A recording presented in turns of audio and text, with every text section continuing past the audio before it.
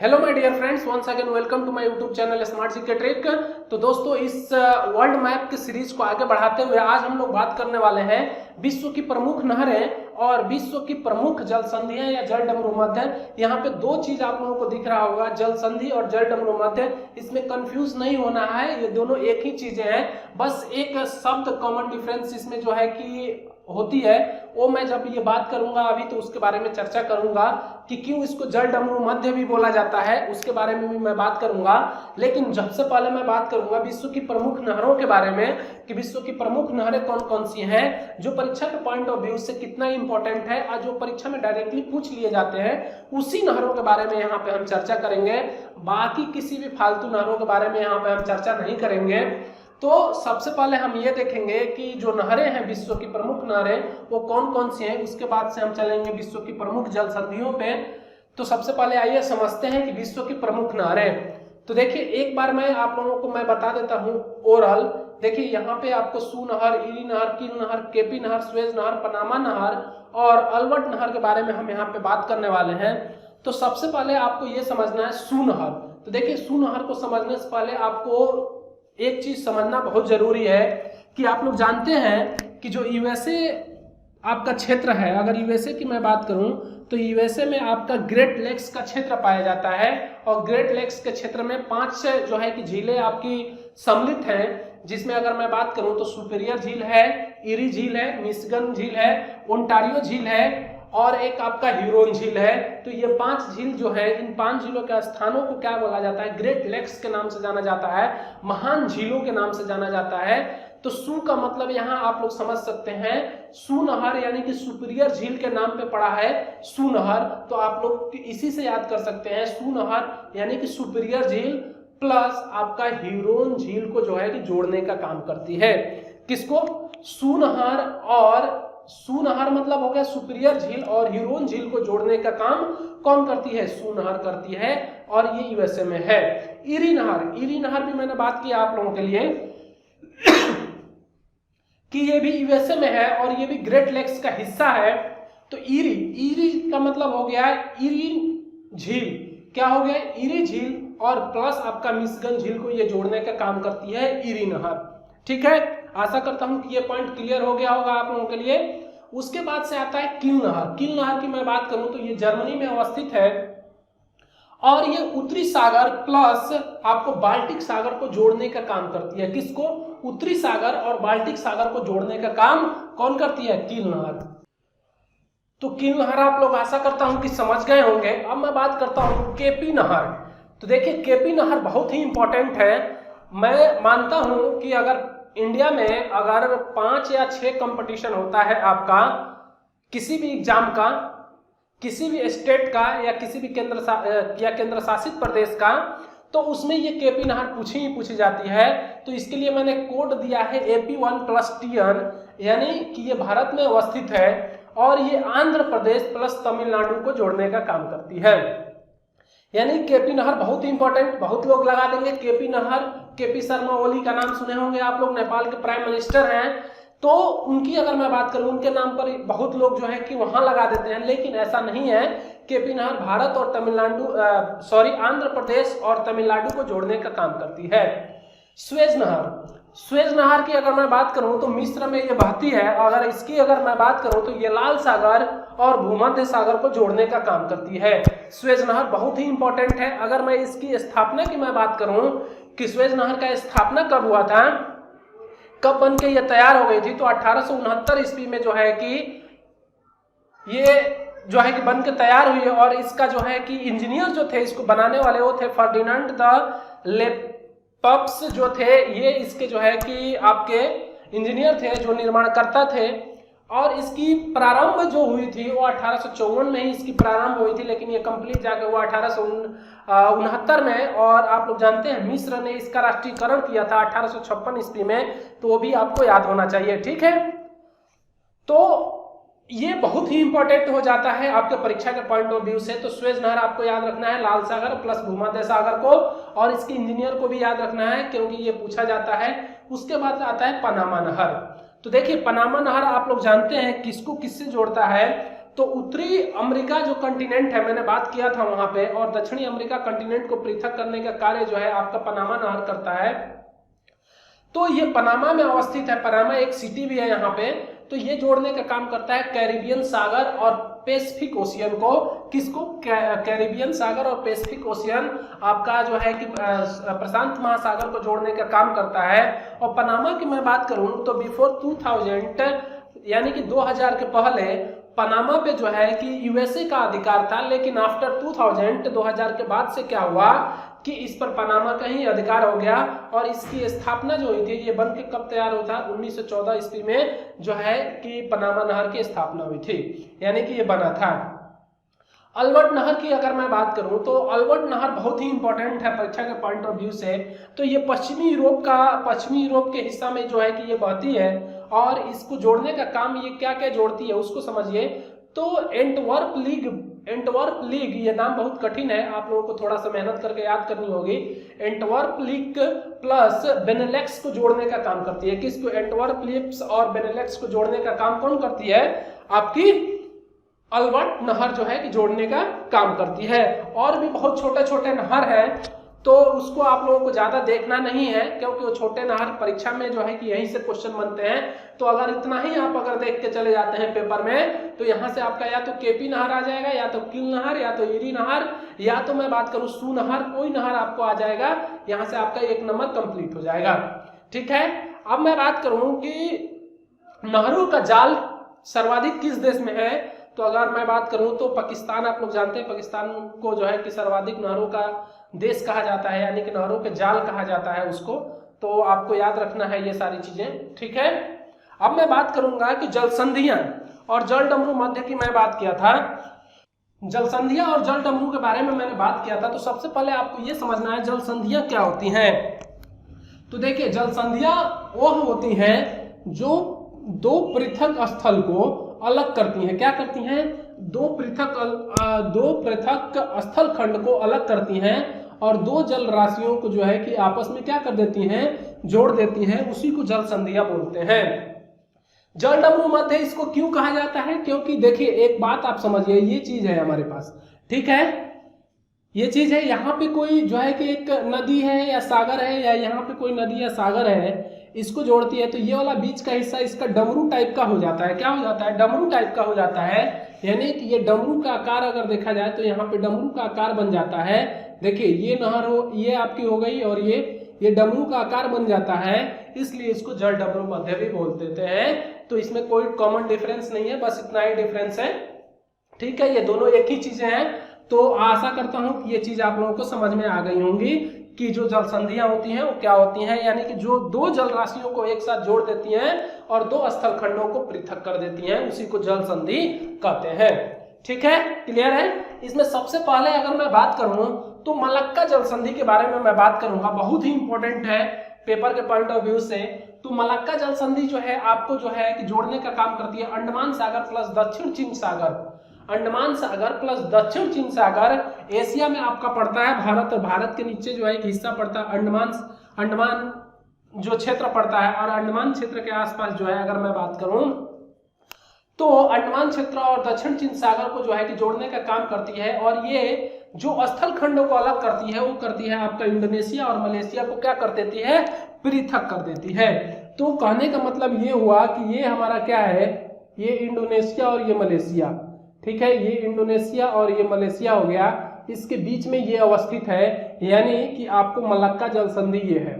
ठीक है, मलक्का जल संधि यानी कि इंडोनेशिया और इसको अलग कर देती है। और यहाँ पे आपका अंडमान है और इधर ये दक्षिण चीन सागर की अगर मैं बात करूं तो इन दोनों को जोड़ने का काम करती है, और इसको जो है कि सेपरेट करने का काम कौन करती है? मलक्का जल संधि कर देती है। तो आशा करता हूं कि ये वाला पॉइंट भी आप लोगों को क्लियर हो गया होगा। अब एक चीज समझिए, पाक जल संधि। पाक जल संधि आप लोग जानते हैं, तो मैं यहाँ पे समझाने का प्रयास करता हूं आप लोगों के लिए। तो देखिए ये आपका जो है कि मैं बात करूं तो ये भारत है, और भारत में यहाँ पे एक श्रीलंका पड़ता है, यहाँ पे जो है कि पाक जल संधि है। और यहीं पे अगर देखा जाए तो बंगाल की खाड़ी है। क्या है? बंगाल की खाड़ी है। यानी कि अगर मैं बात करूं तो मन्नार की खाड़ी प्लस बंगाल की खाड़ी को ये जोड़ने का काम करता है। क्या करता है? मन्नार की खाड़ी और बंगाल की खाड़ी को ये जोड़ने का काम करता है, लेकिन भारत और श्रीलंका को ये पृथक करने का भी कार्य करता है। तो आशा करता हूं कि ये वाला पॉइंट भी आप लोगों को समझ में आ गई होगी। अब तक आप लोग केवल मन्नार की खाड़ी याद किए पड़े थे, या पाक जल संधि आप लोग याद किए थे, जो मन्नार की खाड़ी आप लोग याद कर रहे थे। अब यहाँ पे आप लोगों को बंगाल की खाड़ी भी इसी में अटैच कर लेना है, क्योंकि पाक जल संधि आपको क्या करती है, मन्नार की खाड़ी और बंगाल की खाड़ी को जोड़ने का काम करती है और भारत और श्रीलंका को पृथक करने का कार्य करती है। लुनोज बहुत ही इंपॉर्टेंट है, यहाँ पे जितने भी लिखे गए हैं बहुत ही इंपॉर्टेंट है। तो लुनोज की अगर मैं बात करूं तो लुनोज आपका क्या करता है, दक्षिण चीन की अगर मैं बात करूं, दक्षिण चीन सागर प्लस फिलीपींस सागर को जोड़ने का काम करता है, लेकिन ताइवान को फिलीपींस के से अलग करता है।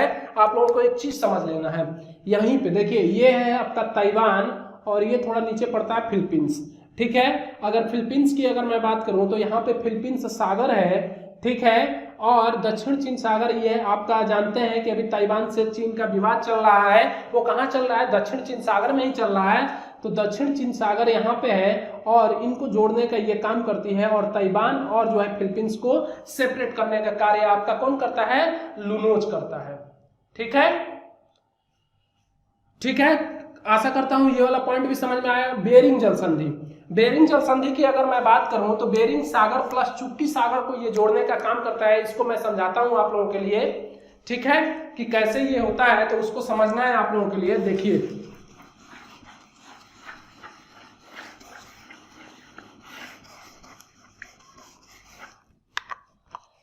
तो देखिए बेरिंग जल संधि की अगर मैं बात करूं तो देखिए ये आपका पड़ता है एशिया,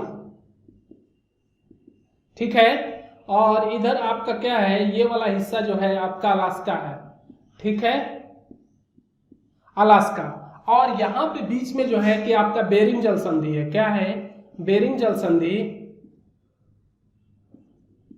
बेरिंग जल संधि यहां पे है। और आप लोग जानते हैं यहां नीचे क्या है, पैसिफिक ओशियन है, पैसिफिक, इसके नीचे जस्ट पैसिफिक ओशियन है, और ऊपर की अगर मैं बात करूं तो आर्कटिक,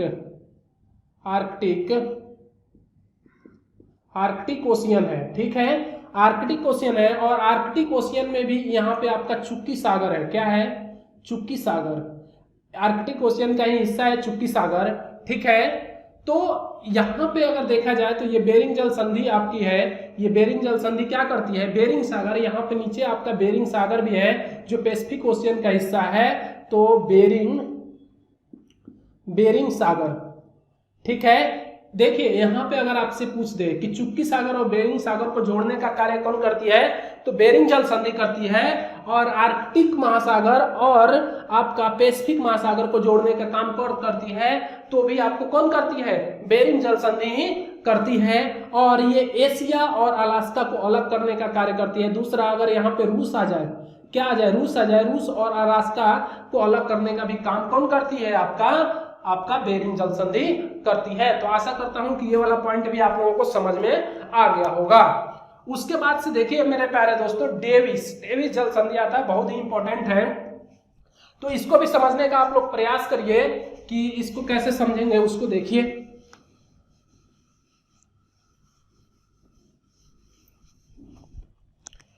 तो देखिए अगर मैं इसकी बात करूं डेविस जल संधि की, तो बैफिन की खाड़ी और अटलांटिक महासागर को जोड़ने का काम करती है। और ग्रीनलैंड, सबसे पहले आपको ये समझना होगा कि जो हमारा ये हिस्सा है ना, ये उत्तरी अमेरिका का जो हिस्सा है, इसकी अगर मैं बात करूं तो यहाँ पे आपका एक क्षेत्र पड़ता है ग्रीनलैंड। और इस ग्रीनलैंड में यहाँ पे जो है कि आपका बैफिन की खाड़ी है, और यहाँ पे कनाडा पड़ता है। क्या पड़ता है, कनाडा, ठीक है। और यहाँ पे ये बैफिन की खाड़ी है, बैफिन की खाड़ी। अगर इस बैफिन की खाड़ी की अगर मैं बात करूं तो बैफिन की खाड़ी और इसके मध्य में क्या है, आपका डेविस जल संधि। क्या है, डेविस जल संधि, ठीक है। यानी कि डेविस जल संधि क्या किया, बैफिन की खाड़ी की अगर मैं बात करूं प्लस अटलांटिक महासागर की अगर मैं बात करूं, ये बैफिन की खाड़ी है, यहाँ पे बैफिन द्वीप है ये, और यहीं पे बैफिन सागर है, तो ठीक है। तो इसकी अगर मैं बात करूं, यहाँ पे नीचे अटलांटिक महासागर पड़ता है आपका, अटलांटिक महासागर और बैफिन की खाड़ी यानी कि बैफिन सागर को जोड़ने का काम करता है डेविस जल संधि, ठीक है। डेविस जल संधि बैफिन की खाड़ी की अगर मैं बात करूं और आपकी मैं बात करूं कि ये अटलांटिक महासागर को जोड़ने का काम करता है और ग्रीनलैंड को कनाडा से पृथक कर देता है। ये हमारा कनाडा है और ये ग्रीनलैंड है। क्या है? ये ग्रीनलैंड है और इस ग्रीनलैंड को क्या करता है? अलग करने का कार्य कौन करता है? आपका डेविस जल संधि। आशा करता हूं ये वाला पॉइंट भी आपको समझ में आया होगा। अब आता है आपका डोवर जल संधि। डोवर जल संधि की अगर मैं बात करूं तो इंग्लिश चैनल और उत्तरी सागर को ये पृथक करने इंग्लिश चैनल और उत्तरी सागर को जोड़ने का काम करता है और इंग्लैंड को किससे? फ्रांस से पृथक करता है। तो आप लोग जानते हैं फ्रांस आपका यूरोप महाद्वीप का हिस्सा है, यानी कि यूरोप के ये जस्ट नीचे वाले हिस्से में आपका स्पेन और फ्रांस पड़ते हैं, ठीक है। स्पेन फ्रांस, अभी स्पेन की भी बात आएगी। और नीचे अगर मैं बात करूं, ठीक है, इसी में जो है कि आपका इंग्लैंड पड़ता है। तो इंग्लैंड की अगर मैं बात करूं तो इंग्लैंड देखिए ये है और इसके बीच में आपका डोवर जल संधि है और डोवर जल संधि इंग्लिश चैनल प्लस उत्तरी सागर को जोड़ने का काम करती है। तो इंग्लिश चैनल की अगर मैं बात करूं तो यहाँ पे इंग्लिश चैनल है और इधर की अगर मैं बात करूं आपका तो उत्तरी सागर है। इन दोनों को कार्य जोड़ने का कार्य कौन करती है? डोवर जल संधि करती है। तो ये वाला पॉइंट भी आपको समझ में आ गया होगा, ऐसा उम्मीद करता हूं। और इंग्लिश चैनल की अगर मैं बात करूं तो इंग्लिश चैनल में अगर मैं बात करूं तो देखिए दिन भर में जो है कि आपका 4 बार जो है कि टाइड आता है, ज्वालामुखी की मैं बात करूं ज्वार आता है, टाइड आता है। तो ये भी आपको मालूम होना चाहिए। 2 बार आपका इंग्लिश चैनल से, 2 बार उत्तरी सागर से, तो ये भी पॉइंट आपको मालूम होना चाहिए। अब मेरे प्यारे दोस्तों देखिए कौन सा आता है, आपका आता है हडसन। हडसन की खाड़ी की अगर मैं बात करूं तो ये हडसन की खाड़ी प्लस अटलांटिक महासागर को जोड़ने का कार्य करता है। यहाँ पे आप लोग एक चीज समझे होंगे, ये आपका ग्रीनलैंड है और इधर वाले क्षेत्र की अगर मैं बात करूं तो इधर वाले क्षेत्र में आपका हडसन की खाड़ी पड़ता है, ठीक है। हडसन की अगर मैं बात करूं, हडसन जल संधि की, तो हडसन की खाड़ी यहाँ पे पड़ता है और अटलांटिक महासागर नीचे है, आप लोग जानते ही हैं। इसको जोड़ने का काम कौन करता है? हडसन की खाड़ी, हडसन जल संधि करती है। और ये मुख्य रूप से ये कनाडा की मैं बात करूं तो ये कनाडा आपका ये है, ठीक है। और कनाडा की अगर मैं बात करूं ये पूरी फैली हुई है, तो इसको पृथक करने का भी ये कार्य करता है, ठीक है। जिब्राल्टर जल संधि बहुत ही इंपॉर्टेंट है। जिब्राल्टर जल संधि, इसको मैं समझाने का आप लोगों को प्रयास करता हूं कि जिब्राल्टर जल संधि आखिर है क्या, समझिए आप लोग। जिब्राल्टर जल संधि भूमध्य सागर प्लस अटलांटिक महासागर को जोड़ने का कार्य करती है। तो देखिए आपका जिब्राल्टर जल संधि की अगर मैं बात करूं तो ये आपका यूरोप हो गया, ठीक है, यूरोप हो गया। और यूरोप की अगर मैं बात करूं और नीचे आपका हो गया अफ्रीका। ये आपका यूरोप और ये अफ्रीका। इधर अगर देखेंगे तो यहाँ पे आपका अगर मैं बात करूं तो ये है आपका भूमध्य सागर। कौन है? भूमध्य सागर। और इधर मैं बात करूं तो इधर अटलांटिक महासागर आपका पड़ता है, अटलांटिक महासागर। यहाँ पे अटलांटिक महासागर आपका पड़ता है और ये अटलांटिक महासागर की मैं बात करूं तो यहीं पे आपका जिब्राल्टर संधि है। क्या है? जिब्राल्टर जल संधि। और ये जिब्राल्टर जल संधि जो है आपका क्या करती है कि पृथक करने का कार्य करती है। किसको किसको? यूरोप को अफ्रीका से और भूमध्य सागर को और अटलांटिक महासागर को जोड़ने का काम करती है। तो यहाँ पे एक चीज समझिए, यूरोप में यहाँ पे पड़ता है स्पेन, ठीक है। और अफ्रीका के अगर इस वाले हिस्से की, अगर ऊपरी हिस्से की मैं बात करूं तो मोरक्को पड़ता है यहाँ पे, ठीक है। और इस स्पेन और मोरक्को को भी जोड़ने का पृथक करने का कार्य करती है और भूमध्य सागर और आपका अटलांटिक महासागर को जोड़ने का काम करती है जिब्राल्टर जल संधि। बहुत ही इंपॉर्टेंट है परीक्षा के पॉइंट ऑफ व्यू से, ठीक है। तो आशा करता हूं कि ये वाला पॉइंट भी आपको समझ में आया होगा। अब देखिए फ्लोरिडा की अगर मैं बात करूं तो आप लोग जानते हैं, सभी जानते हैं, मैक्सिको की खाड़ी प्लस अटलांटिक महासागर को जोड़ने का कार्य करता है और अमेरिका और क्यूबा को ये पृथक करने का भी काम करता है। तो आप लोग जानते हैं कि ये वाला जो हिस्सा है अमेरिका का, ये वाला हिस्सा मैक्सिको की खाड़ी है और यहाँ पे आपका क्यूबा है और यहाँ पे ये जल संधि है फ्लोरिडा जल संधि है, यानी कि ये मैक्सिको की यहाँ पे खाड़ी है। आप लोग को पता होगी ये मैक्सिको की खाड़ी है, उसके बाद से अटलांटिक महासागर यहाँ पे है, आप लोग जानते हैं। तो इसको पृथक करने का, इन दोनों को जोड़ने का काम करती है और इसको किसको? आपका मेक्सिको और मैं बात करूं क्यूबा, ये क्यूबा को अलग करने का काम करती है। ठीक है, उम्मीद करता हूं कि ये भी पॉइंट आप लोगों को समझ में आया होगा। बांस बहुत ही इंपॉर्टेंट है। दक्षिण प्रशांत महासागर में तस्मान सागर और दक्षिण सागर को ये जोड़ती है और ऑस्ट्रेलिया को पृथक करने का काम करती है। तो तस्मान सागर और दक्षिण सागर जो है कि एक दूसरे को जोड़ देती है और बांस जल संधि जो है तस्मान सागर और दक्षिण सागर को जोड़ देती है और ऑस्ट्रेलिया को पृथक कर देती है। कुक जल संधि ऑस्ट्रेलिया आप लोग याद रखना है। अगर मैं बात करूं ऑस्ट्रेलिया की खोज भी कैप्टन कुक ने किया था, तो कुक से याद कर लेना है। कुक जल संधि आपका कहां पे होगी? दक्षिण प्रशांत महासागर की अगर मैं बात करूं तो देखिए ये ऑस्ट्रेलिया है और यहाँ पे जो है कि आपका मैंने बताया था कि न्यूजीलैंड है, यहाँ पे आपका कुक जल संधि है। ठीक है, तो इसको पृथक करने का काम जो है कि कर देती है किसको? न्यूजीलैंड को ऑस्ट्रेलिया से, और तस्मान सागर प्लस दक्षिण सागर को ये जोड़ने का यहाँ पे काम कर देती है। ठीक है, उसके बाद से देखिए सुंडा जावा सागर प्लस हिंद महासागर को जोड़ने का काम करती है, इंडोनेशिया को पृथक करने का कार्य कर देती है। ठीक है, हारमूज, हारमूज की मैं बात करूं फारस की खाड़ी और ओमान की खाड़ी को जोड़ने का काम करता है। ओमान और ईरान को ये पृथक करता है। किसको? ओमान और ईरान को क्या करता है? ये पृथक करने का काम करता है। ठीक है, फारस की खाड़ी हारमूज, फारस की खाड़ी की अगर मैं बात करूं तो एक चीज समझना है आप लोगों के लिए, ये है फारस की खाड़ी और इधर पड़ता है आपका अफ्रीका। ठीक है, और अफ्रीका में इधर ओमान है। ठीक है, और अगर ओमान की अगर मैं बात करूं तो ओमान और ईरान की अगर मैं बात करूं तो थोड़ा सा इस वाले क्षेत्र की अगर मैं बात करूं ईरान, तो यहाँ पे फारस की खाड़ी है। ये फारस की खाड़ी ओमान और ईरान को क्या करता है? पृथक करने का कार्य करता है। ठीक है, तो फारस की खाड़ी आप लोगों को याद रखना है कि हारमूज की खाड़ी, सॉरी यहाँ पे हारमूज की खाड़ी होनी चाहिए। हारमूज की खाड़ी है जो क्या करता है? फारस की खाड़ी और आपका अगर मैं बात करूं ओमान की खाड़ी को जोड़ने का, यहाँ पे ओमान और यहाँ पे जो है फारस की खाड़ी को जोड़ने का काम करता है और ओमान और ईरान को क्या कर देता है? ये पृथक करने का काम करता है। तो आशा करता हूं कि ये वाला चीज भी आप लोगों को समझ में आया होगा। तो आज के लिए मेरे प्यारे दोस्तों इतना ही और मिलते हैं अगले वीडियो में, तब तक के लिए जय हिंद।